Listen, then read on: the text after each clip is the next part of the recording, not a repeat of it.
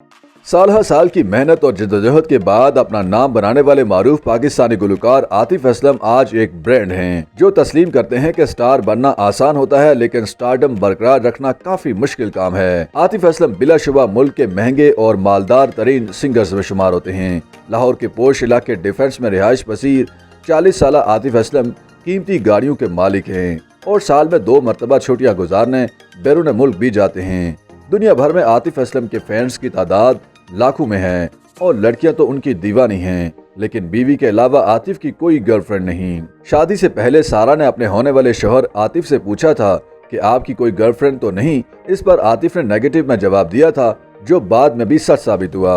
अपने एक हालिया इंटरव्यू में आतिफ असलम ने हंसते हुए बताया कि तब मेरी कोई गर्लफ्रेंड होती भी तो मैं कहता कि नहीं है। खैर, अब तो शादी को 10 साल हो गए हैं और उनके 2 क्यूट से बेटे भी हैं। आतिफ ने एक और राज से पर्दा उठाया कि अगर सारा उनसे ना मिलती तो शायद वो कभी शादी ना करते। आतिफ सिंगर तो कमाल के हैं ही, लेकिन आज उनकी एक्टिंग के भी बहुत चर्चे हैं और इसकी वजह हाल ही में उनका ऑन एयर होने वाला ड्रामा संगे माँ है, जिसमें उन्होंने नुमान एजाज के मद्दे मुकाबिल हेलमंद का रोल निभाया। नाकदीन का ख्याल है कि वो हेलमंद का किरदार अदा करते हुए नुमान एजाज जैसे मंजे हुए अदाकार से कम नहीं थे। संगे माह से कबल आतिफ असलम अगरचे फिल्म बोल में एक छोटा सा रोल कर चुके थे, लेकिन इस ड्रामे में वो अपनी एक्टिंग स्किल्स को बाकायदा आजमाना चाहते थे। आतिफ असलम के बकौल हेलमंद का कैरेक्टर वैसे भी मेरी पर्सनैलिटी से मिलता जुलता था।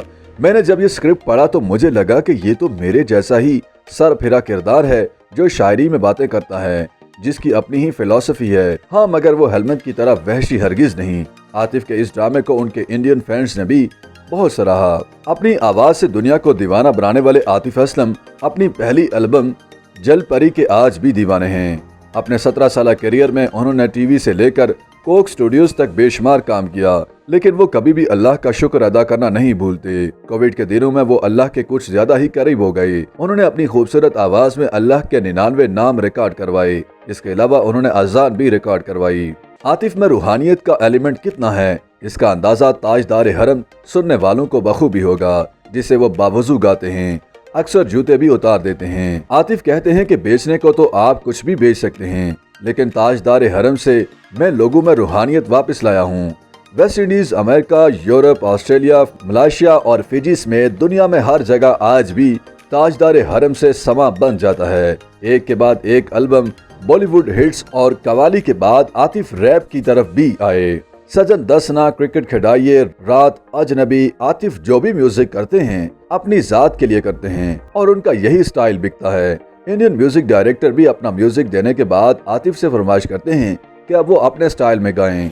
बहुत सारे लोग नहीं जानते कि आतिफ को इंडिया में फिल्म की ऑफर भी हुई थी, लेकिन वो शुक्र करते हैं कि उन्होंने वो फिल्म साइन नहीं की, क्योंकि वही किरदार बाद में सीनियर किसर कहलाने वाले अदाकार इमरान हाशमी ने अदा किया था।